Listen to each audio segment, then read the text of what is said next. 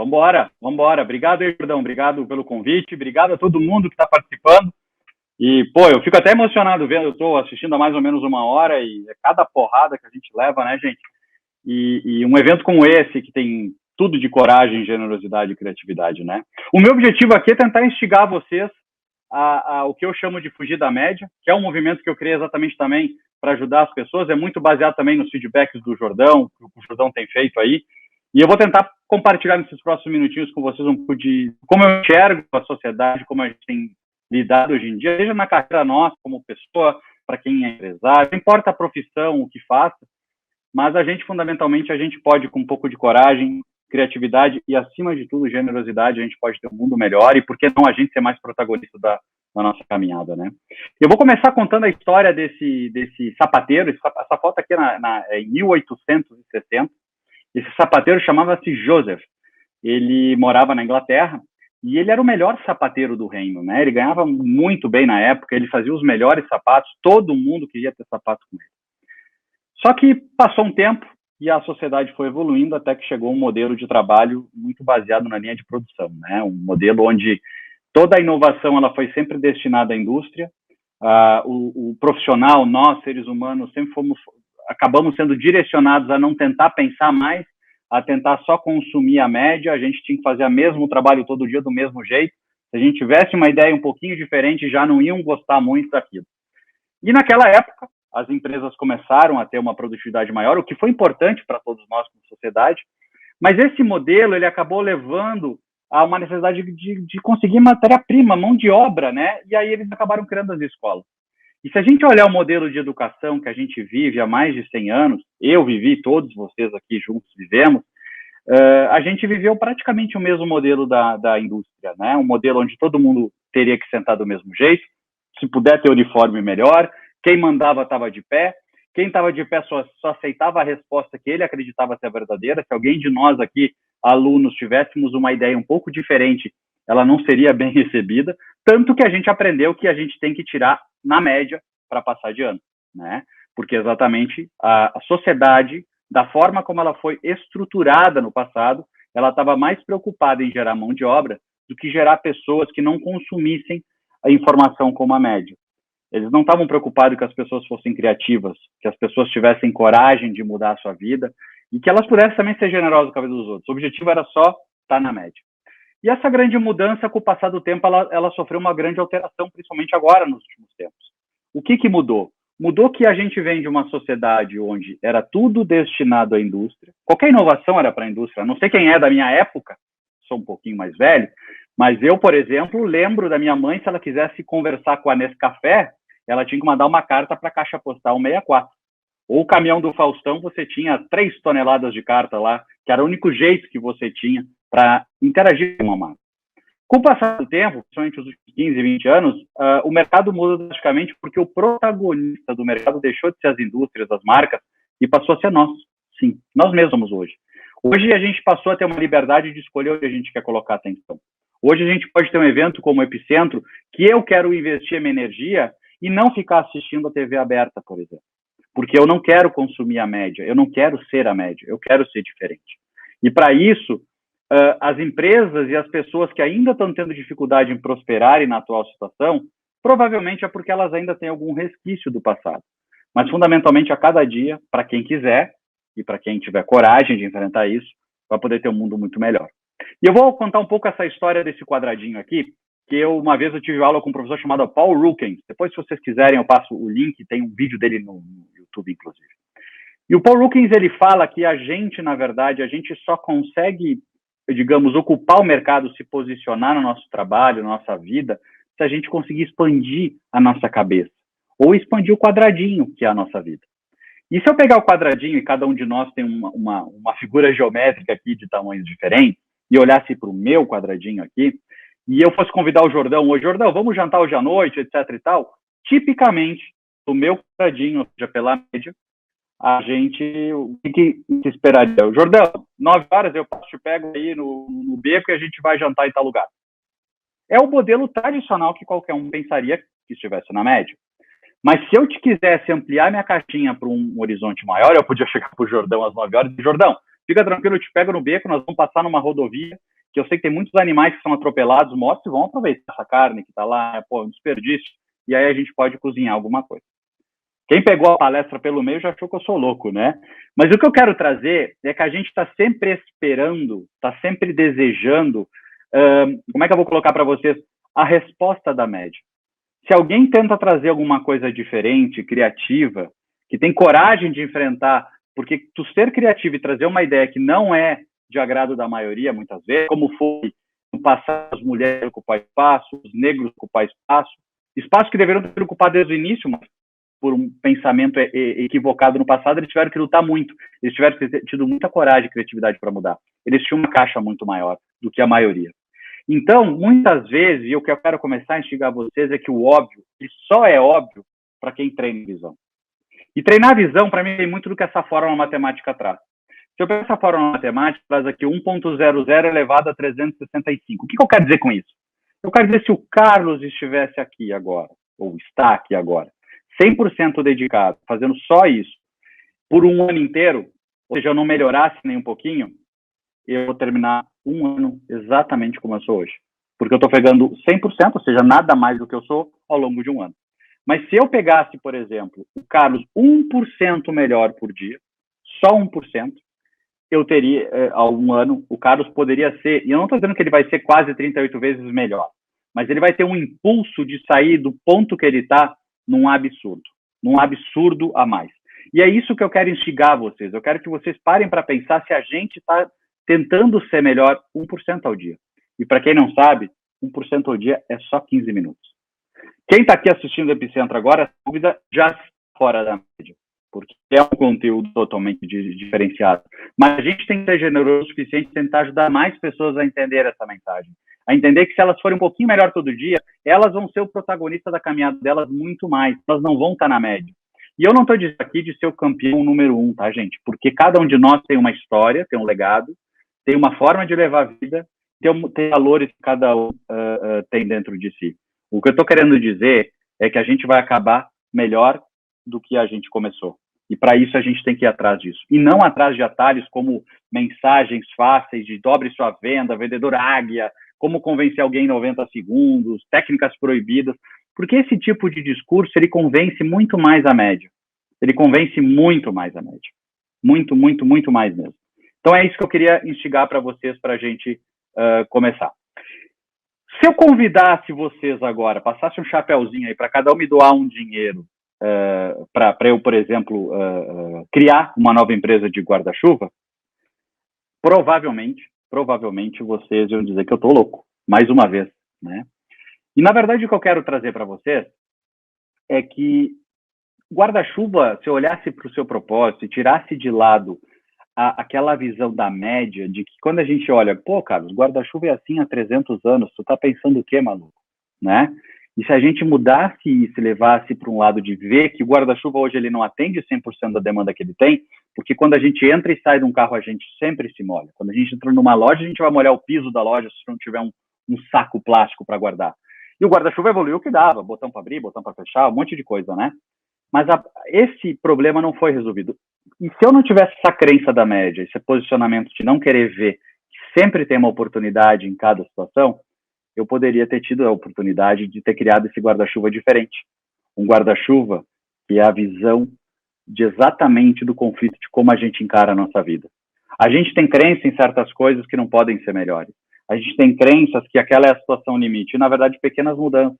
O olhar de quem está de fora, alguém que teve coragem e criatividade de tentar fazer algo diferente é o que consegue, muitas vezes, mudar uma indústria e mudar a sua vida. E o guarda-chuva, para mim, aqui nesse exemplo, ele traz muito forte isso. Um outro exemplo que eu gosto de compartilhar muito nessas conversas é o seguinte, gente. Imaginem, fizeram uma pesquisa, operadores de call center, né, de telefone, 30 mil pessoas foram avaliadas, porque eles estavam vendo que tinha um perfil de pessoas na indústria que tinha uma produtividade muito legal. E tinha um percentual muito grande que não tinham. Então, eles foram entender o percentual dessas pessoas e viram que quase 37% tinha uma performance diferente dos outros 63%. E desse público, vamos chamar aqui um terço para arredondar. Esse um terço que era melhor que os outros em produtividade, eles foram mergulhar e entender como é que era o dia a dia dessas pessoas e viram que quase 90% dessas pessoas tinham uma característica em comum. Sabe o browser que a gente usa para acessar a internet no computador, no celular? É o navegador, né, como a gente chama, aquele programa. Tem vários, né? Tem o Internet Explorer, tem o Safari, tem o Chrome, tem o Firefox, tem vários, né? Eles viram que 90% destes um terço que performavam mais usavam Chrome ou usavam Firefox. Automaticamente, nós, se a gente usasse as crenças atuais, a forma de ver o mundo atual, a gente automaticamente vai estar fazendo o quê? A gente vai estar avaliando que quem usa esses browsers tem a melhor performance.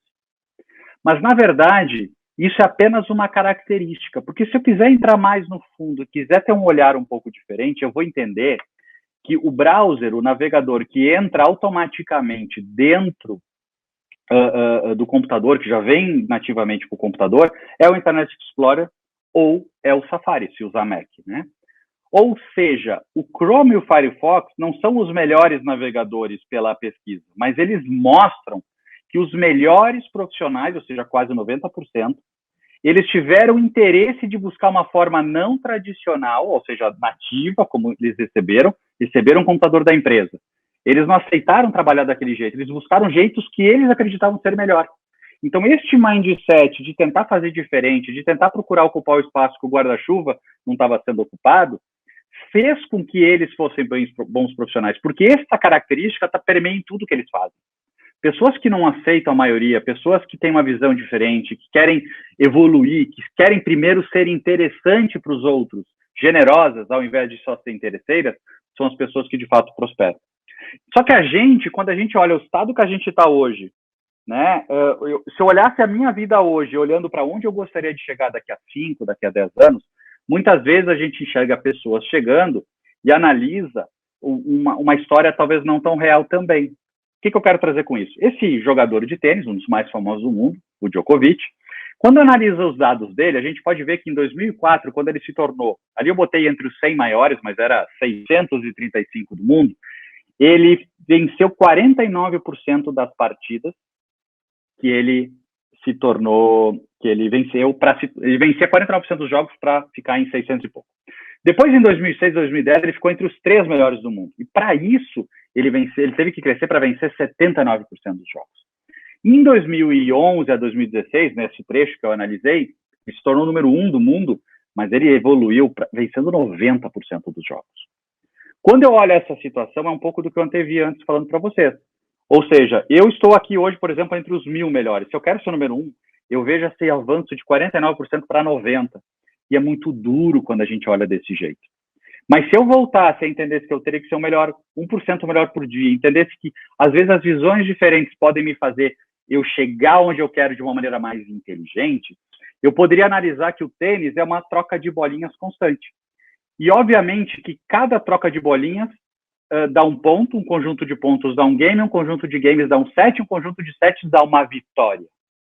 E se eu entrasse mais no detalhe do que é um jogo de tênis, eu veria que o Djokovic, em trocas de bolinhas, ele teve que vencer 49% das trocas de bolinhas para vencer 49% dos jogos.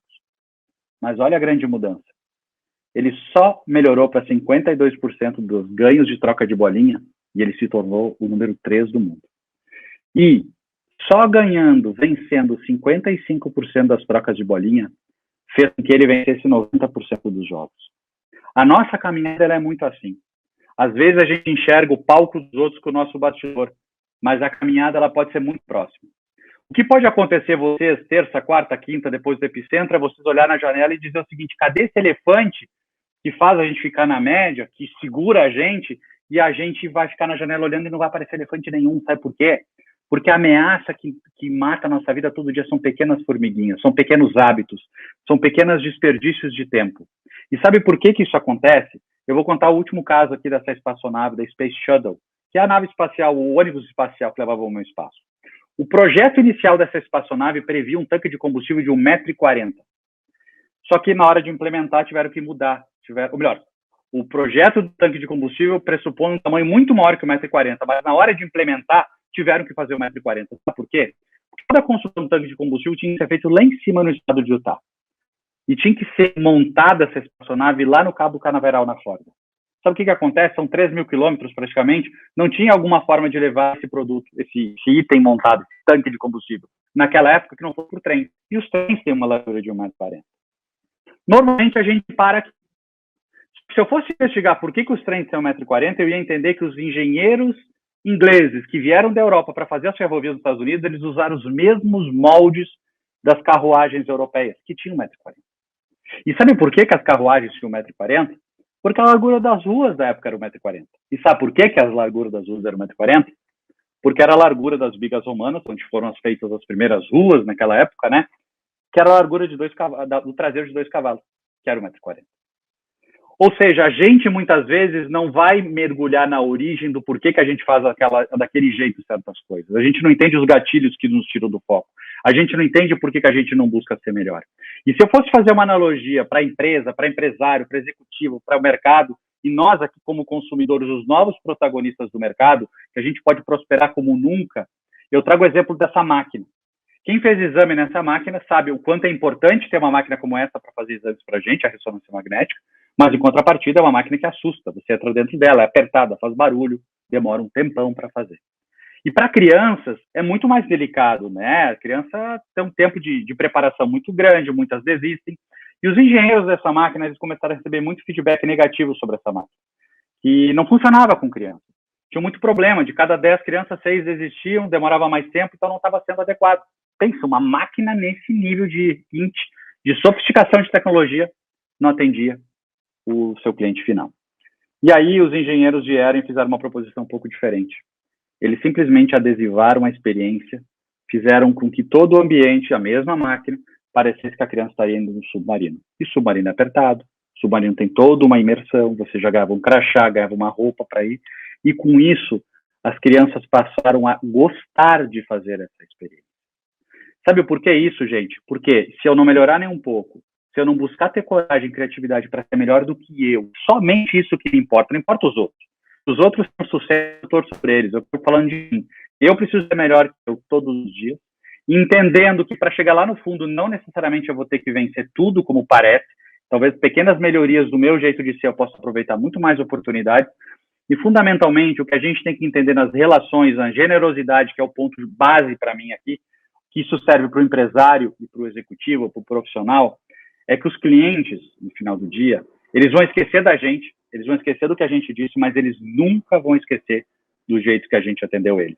E o Jordão é um belo exemplo disso. Um cara que nunca vai esquecer como ele tem ajudado todo mundo na sociedade.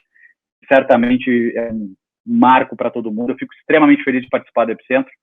E eu deixo aqui os meus contatos para quem tiver interesse. Deixo um livro que recém saiu. E falando de generosidade, esse livro, quem comprar vai, além de tudo, buscar informação para buscar e muito além das suas expectativas. E 100% do dinheiro desse livro, da parte que me cabe, está sendo doado para o Instituto do Câncer Infantil e para o GRAC aqui de São Paulo, porque o objetivo sempre foi de ajudar as pessoas. O objetivo não é disso aqui ser um propósito comercial. Jordão, obrigado novamente pelo espaço e parabéns pela tua jornada aí.